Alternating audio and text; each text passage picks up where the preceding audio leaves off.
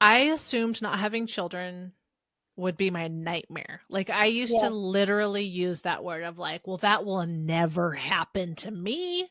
I'm going to do whatever I can to have a kid. And like that was the like motto. That's how I spoke to myself. I'm going to do whatever I can. And I remember after Clementine died and we were still, trying and I was teaching and my motto was, I can do hard things. I can do hard things. I bought the sticker. I had it hanging up in my classroom. I said it all the time. I can do hard things. That's literally one of my mottos in life. And I remember one of my coworkers was like, "Of course you can do hard things, but you don't need to do them forever." I was like, Mm. "What?" I never thought of that.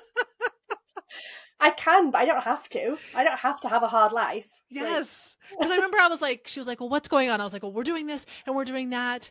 I can do hard things." And she was like, "Obviously." But and I just no one had ever said that to me before. And I remember like I still think about that moment when I walked away of like, mm, "Oh, okay." And I mean, I still kept trying for another year or so, but I that never left me of like, well, you don't have to live a hard life. Like and I think because I was so like laser focused on becoming a parent and I refused to like look away, it was like, ah, there are other ways to do this. I also think a big part of that is I didn't have a lot of role models like that in my life. Like most women in my life had children. And the older ones who didn't have children were like, I mean, they were great, but they also were like, oh, she's angry, or oh, she doesn't yeah, have anybody. And so it was like, well, I can't be that person. I don't want to be the old, angry, but lonely woman. Like, that's what I yeah. thought was going to happen.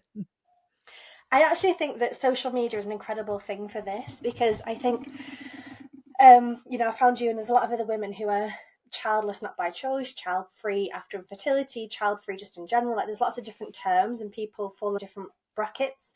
But I think, like you said, back in the day when we were growing up, if somebody didn't have children, it was like, oh my god, poor them. Yeah. How sad they must live such a sad life, or it was like, oh, what's wrong with them, or oh, Mm-hmm. didn't she find someone, or I don't know.